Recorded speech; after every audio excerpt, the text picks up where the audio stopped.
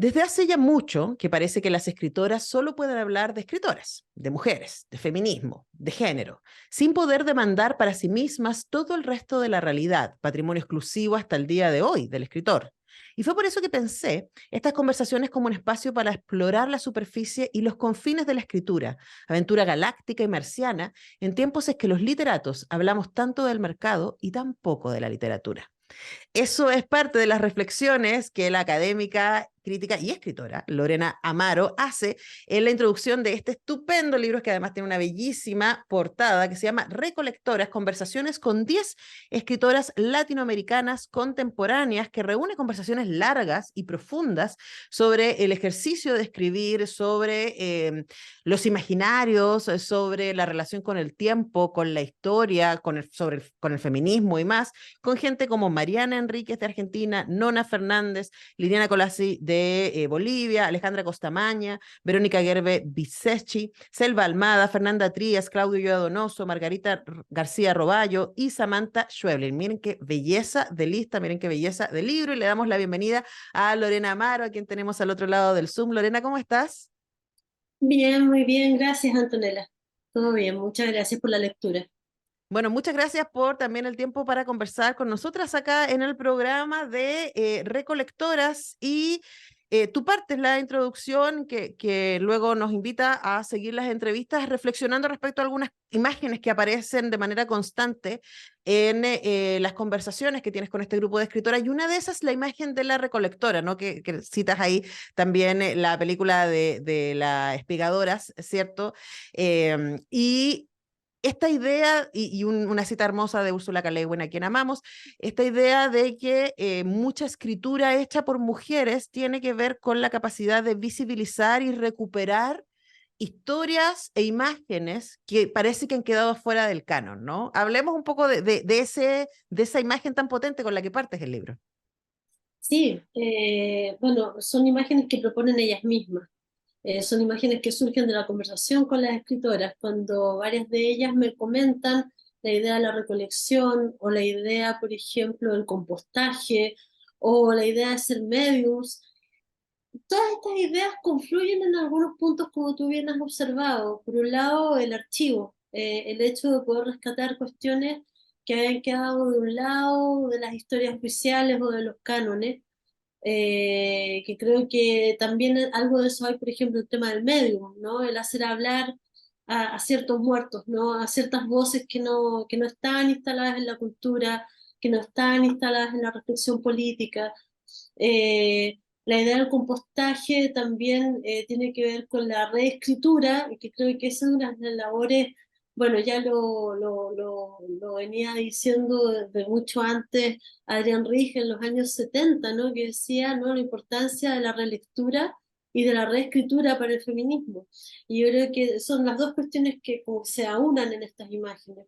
Por un lado, rescatar archivos, rescatar lo que no está, y por otro lado, reescribir lo que sí ha sido escrito, pero siempre desde una lógica o desde una óptica más patriarcal, ¿no? En ese sentido, ¿no? La idea de la espigadora, los espigadores son los que recogen lo que quedó de una cosecha, ¿no? Cuando ya todo se ha ido, cuando son los que recogen después, ¿no? Y creo que todas ellas comparten ese sentimiento que también es una forma de pensar la autoría de las mujeres o la escritura de una manera más colectiva. No pensado, digamos, desde la originalidad o la genialidad de un sujeto individual, sino que más bien desde algo que está en lo colectivo y que ellas van compostando y que ellas van reelaborando. Así que me interesó como imagen, no sé cuál va a ser la imagen con que se van a pensar los escritores o las escritoras en 20 años más, pero esta en este momento me pareció muy sugerente también en su relación con el capitalismo, con la acumulación, con el consumo, ¿no? Esto es ir buscando lo que ha quedado, ¿no? Claro, claro, y además su relación con el canon, ¿no? Y quizás esa es una pregunta que aparece y que ha aparecido para quienes hemos estado ahí como rayando con la literatura de mujeres en los últimos años, y que tiene que ver con que existió una cosecha. Ha existido por los siglos, ¿cierto? Una cosecha que ha dejado fuera a las mujeres y que ha dicho, esto es lo valioso. Estos son los temas valiosos, estos son los puntos de vista valiosos, y estos son el tipo de personas que puede escribir algo que sea valioso, ¿no? Entonces, claro, eso pasa y arrasa. y vienen atrás todo este grupo de mujeres con un talento increíble diciendo, bueno, pero ¿y lo que quedó fuera? ¿Qué pasó con las otras voces, no?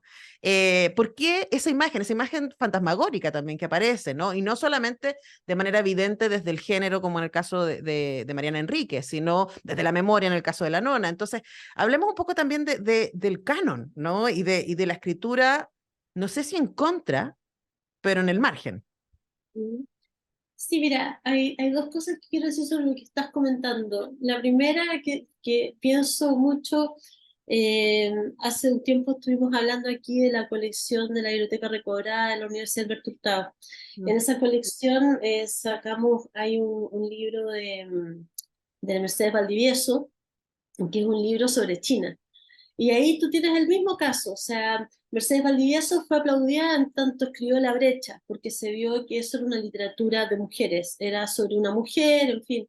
Pero cuando Mercedes Valdivieso escribió este libro sobre China, con juicios muy contundentes sobre la vida política que había allá, como que para algunos fue muy comunista, para otros fue muy de derecha, o no sabía de política. Entonces, ese libro no tuvo muy buena recepción, es más, fue como súper olvidado, desplazado, y eso tiene que ver con lo que ocurre cuando las mujeres ingresan o tratan de hacer valer sus voces en un ámbito que no ha sido acotado para ellas. Entonces, no es que está ocurriendo solamente ahora, ¿no? Sino que también esas formas de trabajar, ¿no? Y de excluir del patriarcado ya estaban en los años 60 y estaban mucho antes con muchas autoras que por los temas que abordaban o por sus intrusiones en lo que era el capital no masculino, eh, no eran escuchadas o no eran oídas o eran como minorizadas, ¿no? Y luego también pensaba en otra cuestión, ¿no? Sobre cuando dijiste lo de los espectros. Mark Fisher escribe sobre el tema de los espectros a raíz del capitalismo y plantea hasta qué punto nos constituye lo que no hemos sido, ni lo que seremos, ni lo que llegaremos a ser. Y creo que en ese sentido también el feminismo y las mujeres cargamos con toda esa espectralidad para definirnos a nosotras mismas. Siempre se nos ha definido por lo que no somos. Siempre se nos ha definido el psicoanálisis, en fin, la subjetividad femenina era como algo que no se trabajó con profundidad desde la filosofía o no se quería ver desde la filosofía hasta el siglo XX. Entonces, hay alguna relación con lo espectral, con lo que no ha sido o con lo fantasmagórico, que está muy presente también en la escritura de todas ellas. Claro. La relación que sostienen con el tiempo es una relación de mucha sensibilidad y capacidad perceptual para darse cuenta, ¿no? de lo que ha ocurrido en el pasado y que no ha tenido lugar, o que no se ha actualizado, o que requiere una vuelta en el presente, ¿no? Es muy interesante, me parece a mí eso, ¿no? La relación de la mujer con el fantasma. Ahora, es súper interesante también, Lorena, porque hay un ejercicio de encontrar como los códigos que están presentes y al mismo tiempo celebrar la diversidad, porque son escrituras súper, súper distintas en términos estéticos, también en términos temáticos, que tienen además orígenes distintos, pueden estar aunadas, uno podría decir, por generacionalmente, porque son desde principios de los 70 hasta mediados de los 80 sus fechas de nacimiento, entonces sí hay una cosa generacional que por supuesto casi todas ellas marcadas, y nosotras también, las que estamos conversando acá, por las dictaduras, ¿cierto? Y aparece también todo ese mundo común que compartimos, pero una cosa, como tú decías antes, que se ha hecho con las escrituras de mujeres es tratar de disminuirlas bajo el título, ¿no? Libros de mujeres. Como si fuera un género, Sí. como si habláramos de terror, fantástico, ciencia ficción, etcétera. Y aquí también hay una rebeldía contra eso. Yo creo que tus conversaciones dan cuenta de eso, ¿no? De decir, son tan distintas. Sí. Y bueno, el problema es que siempre están las etiquetas, ¿no? Y varias de estas autoras ya lo viven, ¿no? Hay como, sobre todo yo creo que la prensa española, y lo he visto mucho en la academia también de acá, yo estoy en este momento en España, tiende mucho a leerlas desde el código de lo fantástico. Como se llama, fuera nuevo lo fantástico, ¿me entiende? Algo nuevo en Latinoamérica o entre las escritoras latinoamericanas, cuando Silvina Ocampo, Amparo Dávila, hay muchísimas. Ese es el gran problema siempre cuando planteas un boom, ¿no? Sí. Desconoces lo que hay detrás, desconoces desconoces que hay muchas detrás de esto, ¿no? Que hay una genealogía, ¿no? Y luego los encasillamientos, ¿no? Eres mujer, escribes sobre esto, ¿no? Y yo creo que de eso conversamos bastante en el libro, porque muchas de ellas no se sienten cómodas con las categorizaciones o con las etiquetas que les ponen, porque evidentemente disminuye algo que es propio de toda literatura, que es su multiplicidad, su capacidad de interpelar a distintos lectores y lectoras, ¿no? Cuando tú etiquetas algo y orientas mucho una lectura, haces que esto pierda como parte de esa polisemia, ¿no? Esa capacidad de interpelar mucho más allá. Y además algo que ha pasado históricamente también con la literatura hecha por mujeres es esta idea de domesticación, ¿no? De querer ponerles una etiqueta que la haga distinta y subyugada a la escritura hecha por hombres. Entonces, claro, vemos repetidamente los casos de las escritoras a propósito del fantástico, ¿no? De Bombal, por ejemplo, pero en el caso de Gabriela Mistral o de Brunet, en literatura infantil, ¿cierto? Como una manera de decir, esto no es la gran literatura. Y aquí aparece otro tema que sí tiene que ver con el género, con el fantástico, con la ciencia ficción. Muchas de ellas citan a Ray Bradbury Sí, como sí. a un referente, ¿cierto? Literatura que además desde el canon y desde la academia ha sido considerada contra todas las pruebas evidentes que demuestran lo contrario como una literatura menor. Y a mí me da la impresión, y esto te lo tiro más bien como una hipótesis, ¿no? Que también parte de decir, bueno, las mujeres latinoamericanas están escribiendo fantástico, es como decir, pero están haciendo gran literatura.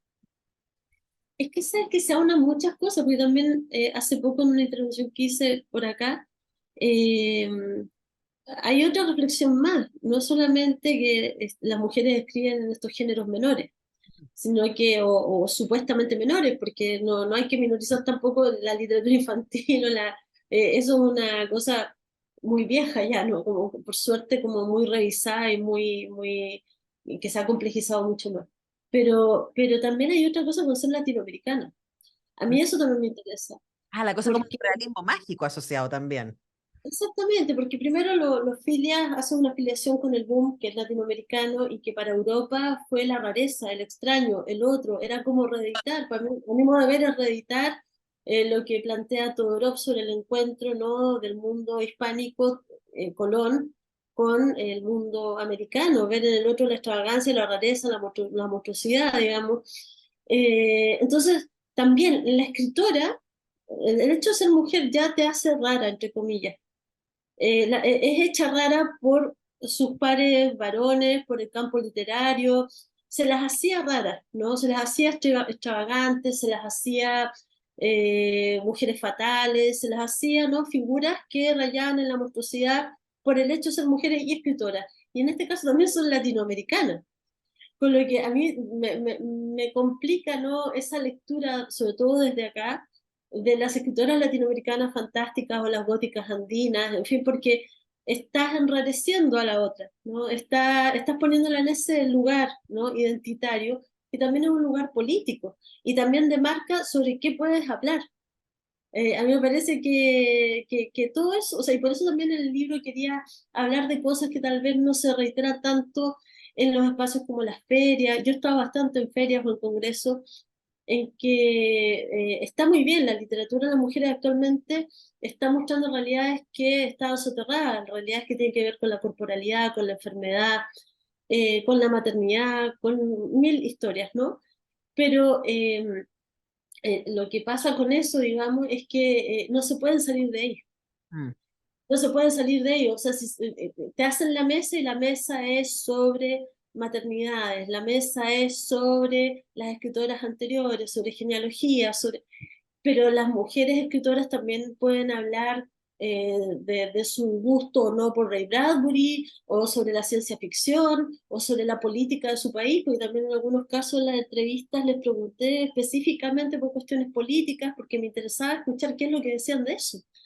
Porque a veces eso se pierde en esta reiteración y me preocupaba también que el libro se viera como parte de esa misma Vale, reiteración. sí. ¿Sabes? Que no se viera como un gueto y creo que lo más importante ahí es decir, bueno, pero estamos hablando precisamente de aquello de lo que no nos permiten reiteradamente hablar. Claro. Eso, No, además que yo creo que pasa, por lo menos a mí me pasó como lectora, habiéndolas leído la mayoría de ellas también, y conversado con algunas de ellas, cada entrevista es muy distinta y yo creo que eso también es muy interesante tu ejercicio como entrevistadora, pues son más bien conversaciones con respuestas largas, ¿cierto? Y donde tú te metes en los temas, las dejas desarrollar, de verdad es muy entretenido y quiero sobre todo decir esto porque a lo mejor ustedes piensan, bueno, Lorena Amaro es una destacada crítica y académica, entonces el libro debe ir para ese mundo y la verdad es que sí, pero no, o sea, sin duda es un libro que esperamos estudien en las escuelas de literatura talleres de escritura y bla, pero es un libro para quienes están haciendo preguntas respecto a qué se está escribiendo, desde dónde, por qué, cuáles son las decisiones que toma una escritora cuando decide ir por un lado o por otro. Hay cosas súper fascinantes en este libro y de verdad yo se los recomiendo. Yo, de verdad, Lorena, lo he disfrutado mucho. Así que te doy las gracias por eso, por tus preguntas y sobre todo por este tiempo con Radio Universidad de Chile. Nada, muchas gracias a ti, Antonella, y por la posibilidad de hablar del libro. Gracias. Bueno, un abrazo que te llegue hasta España. Nosotros tenemos que ir despidiendo el programa de hoy día, viernes, y mañana yo regreso con mis compañeritos a hacer la República de las Letras. Recuerden que estamos haciendo este ciclo dedicado a la memoria y mañana vamos a tener un hecho histórico. Por primera vez vamos a analizar, comentar una novela gráfica. Vamos a estar hablando de los fantasmas de Pinochet. Así que no se lo pierdan, va a estar muy, muy entretenido. Novela gráfica de Félix Vega y Francisco Ortega, y de verdad a mí me encantó. Así que vamos a ver qué opinan los compañeros. Y el lunes a las 10 volvemos a hacer un semáforo. Que estén muy bien.